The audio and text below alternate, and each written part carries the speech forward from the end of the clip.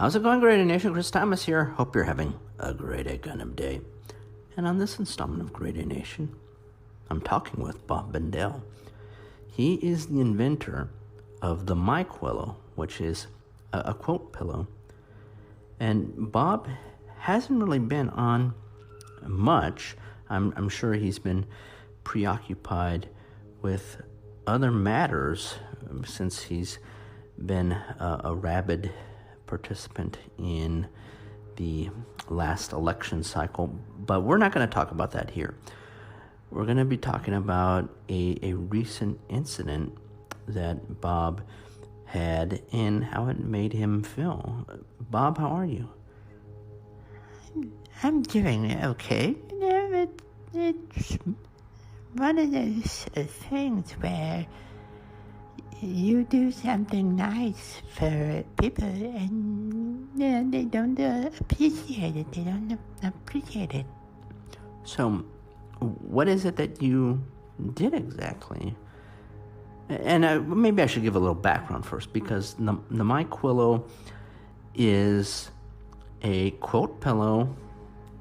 It's a quilt pillow of paradise. Well, that's what you call it, a quilt pillow of paradise. It's made in Wisconsin. Now, is this something where a lot of the employees that are making the quilt pillows are still of a certain background?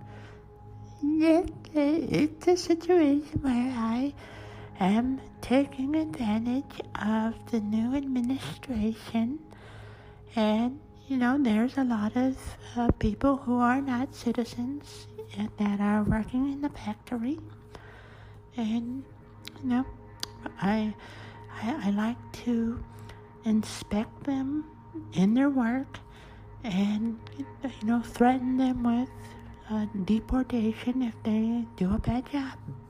Well, I don't think that's very nice of you. And you did actually attempt to do something nice recently when you did a charity drive and were passing out pillows to those without homes.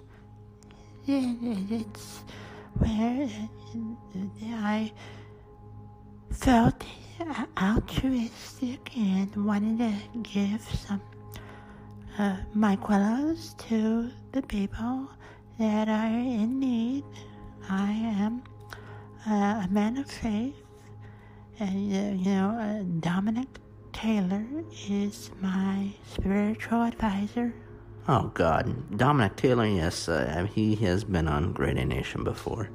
He is a good man, a man of faith, and we decided to pass out quilt pillows to the homeless, and there was a street person that I handed a quilt pillow to, and I said, here you go, enjoy, relax, take it easy.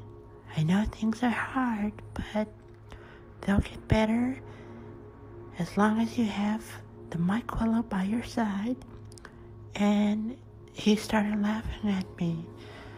He started laughing at you?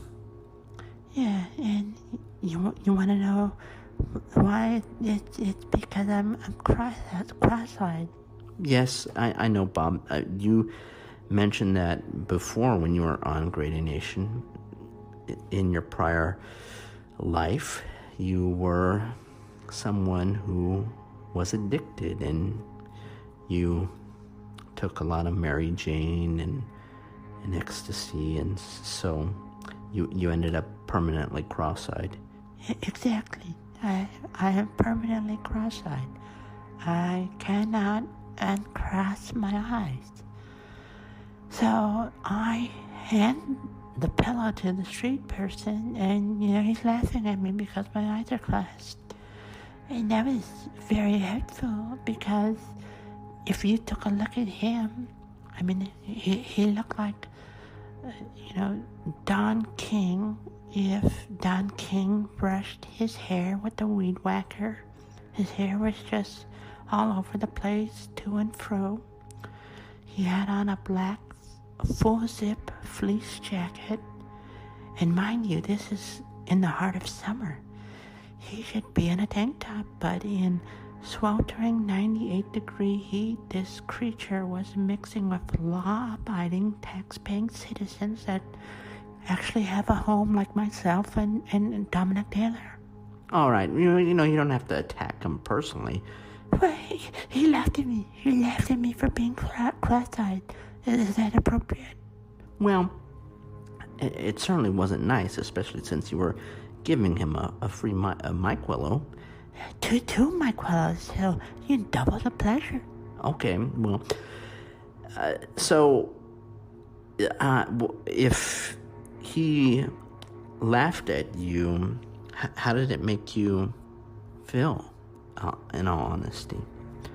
Well, you know, I started to tear up, and that made him laugh even more, and I couldn't believe it, because this is, a fiend in black denim jeans, but the back portion of the jeans is all ripped up, so you can see his crusty, dirty legs, and the skid marks along his chonies. All right, you don't have to get graphic.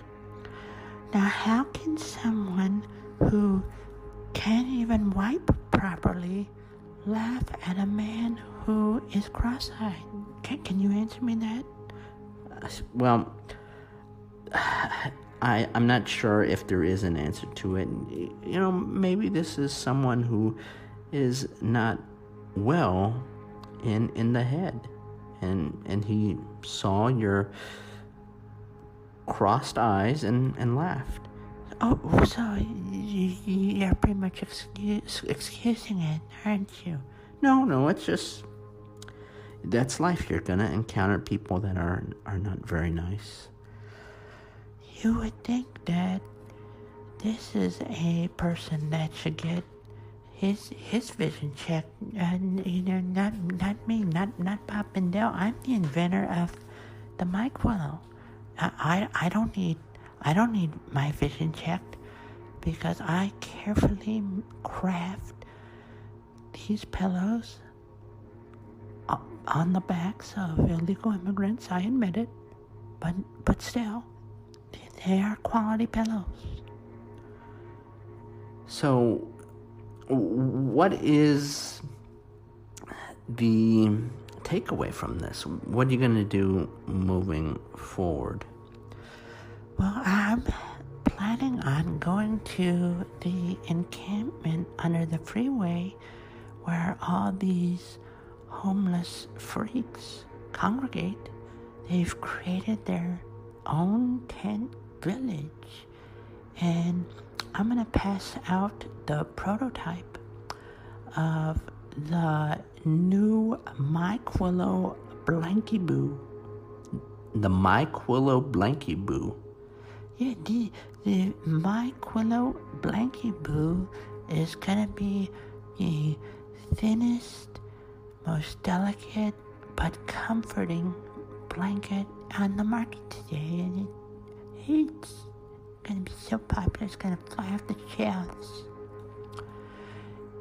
Now, these Blanky Boos that I'm gonna pass out to the homeless will be caked with the Delta version of the Rona, and is highly contagious. Why would you do something like that? Why would you cake